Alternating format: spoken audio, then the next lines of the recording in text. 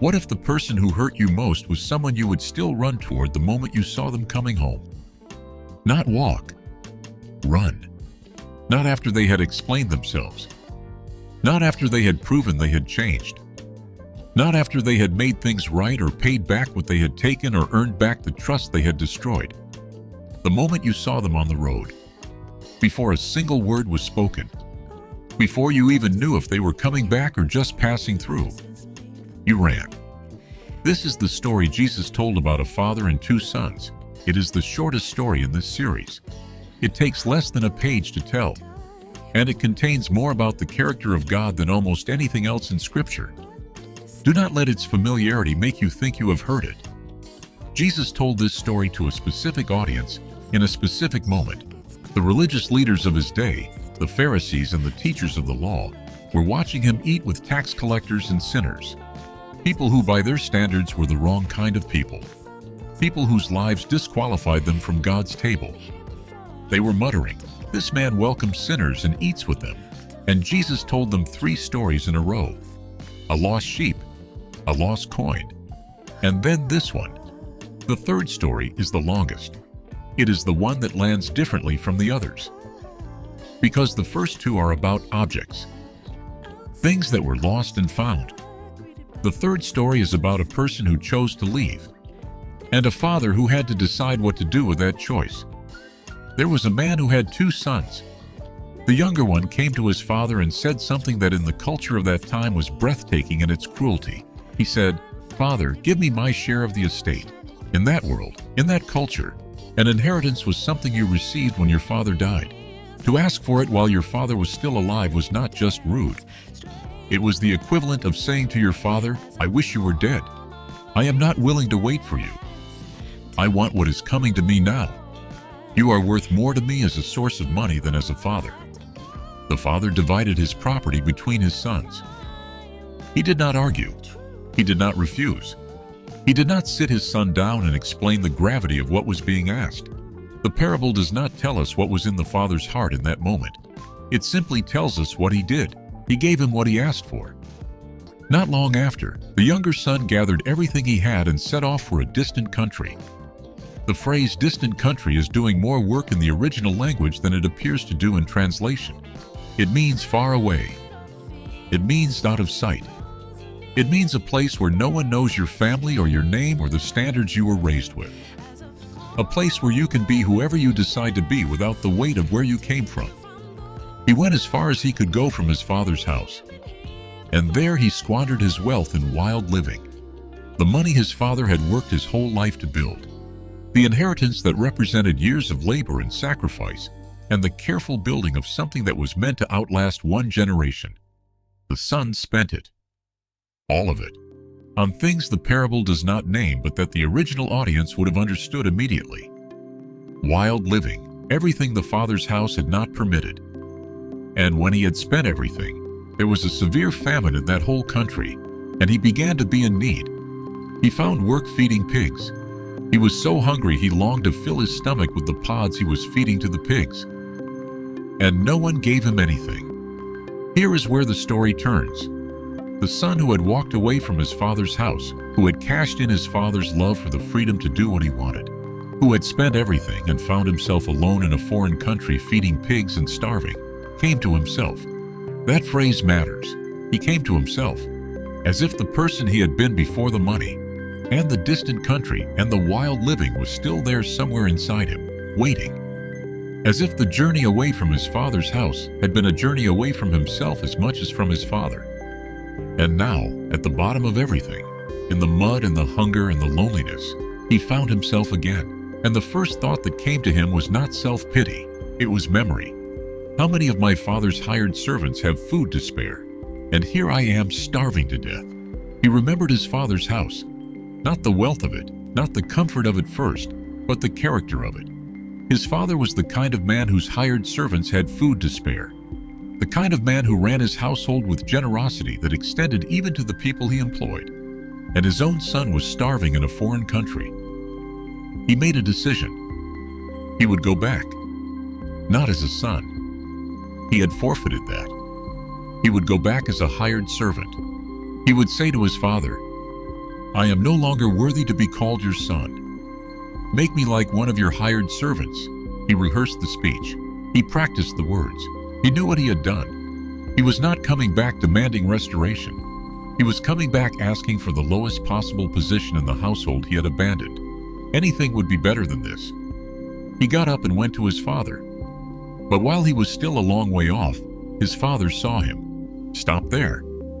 While he was still a long way off, his father saw him. This is not an accident in the story.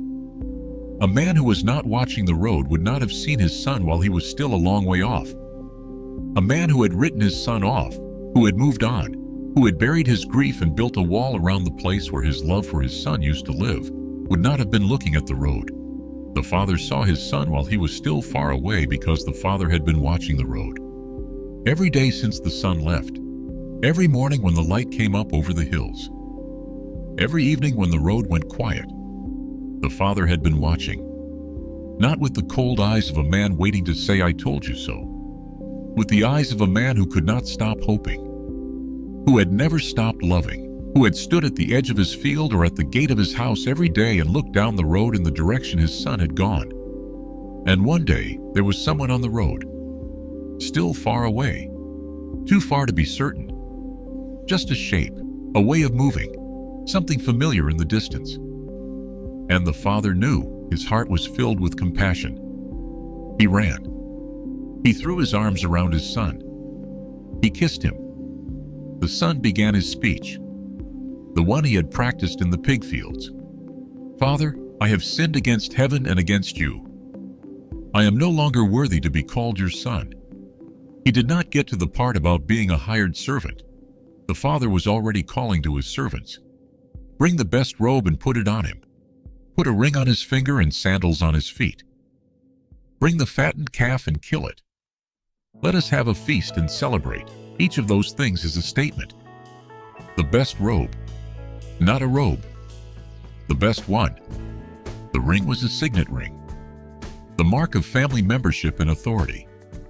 The sandals marked him as a son rather than a servant, because servants did not wear sandals in the household.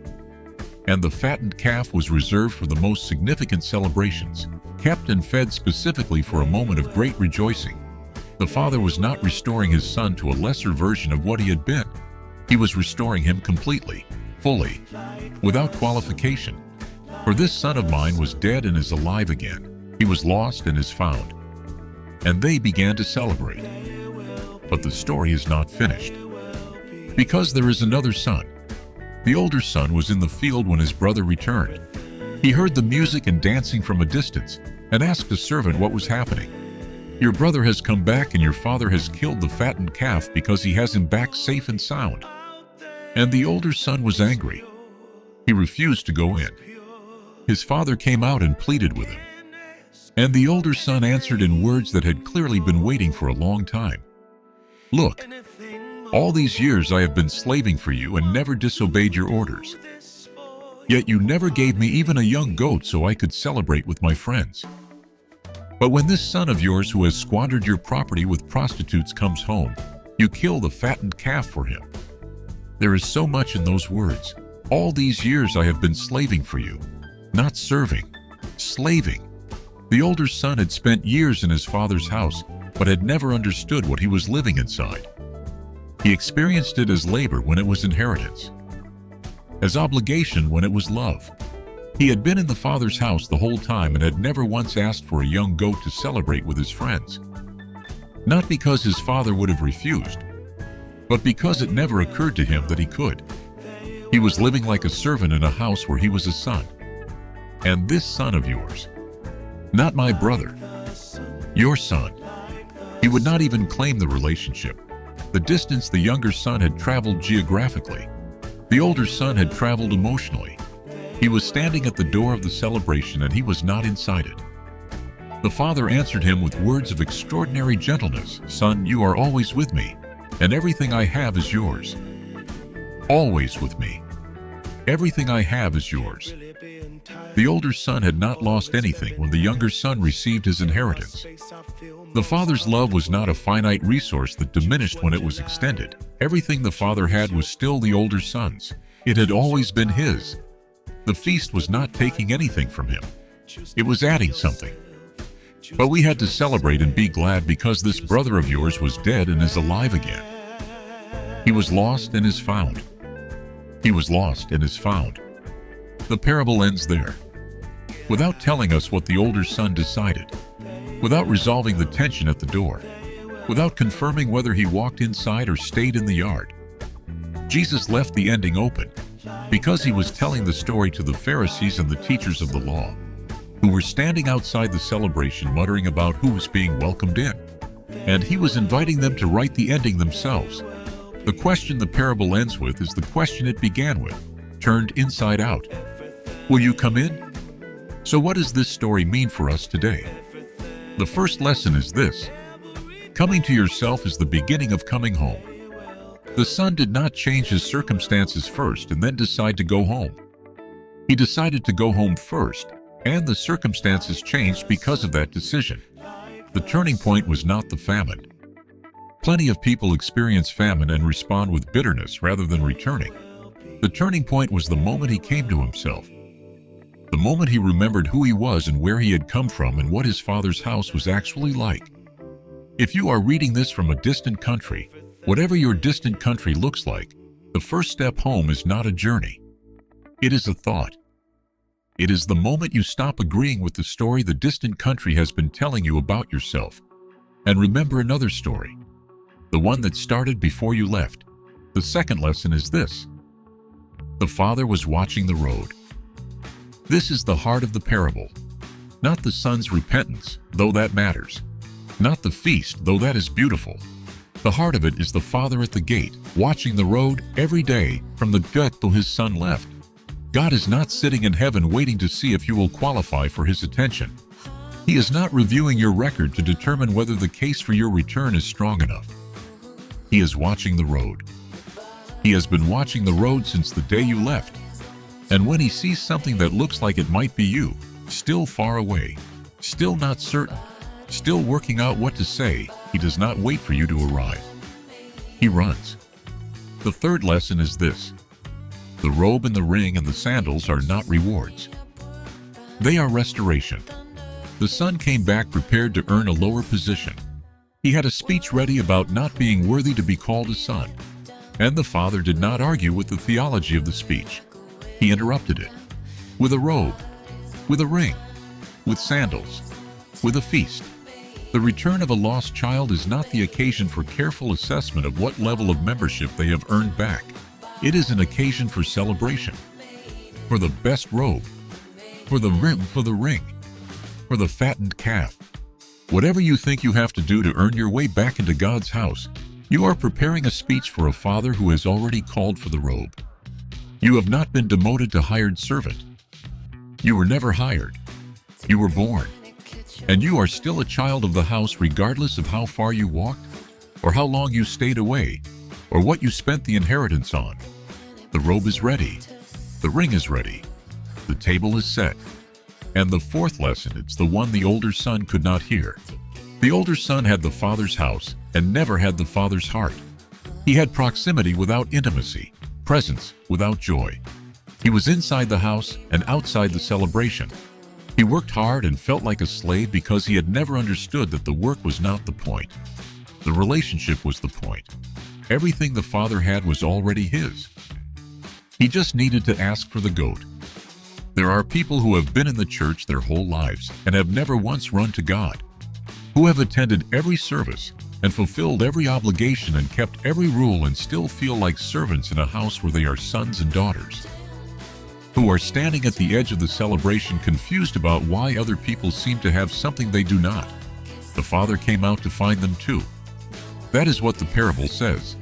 The father came out and pleaded with the older son to come in. He is still pleading. The door is open for the one who has been away and the one who has been home and never really arrived.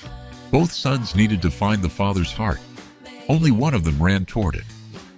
The other one is still standing in the yard in the story Jesus told, still deciding, still angry, still outside the music. And the father is still outside with him, pleading, "Come in. You are always with me. Everything I have is yours. Come in. Based on Luke 15:11-32.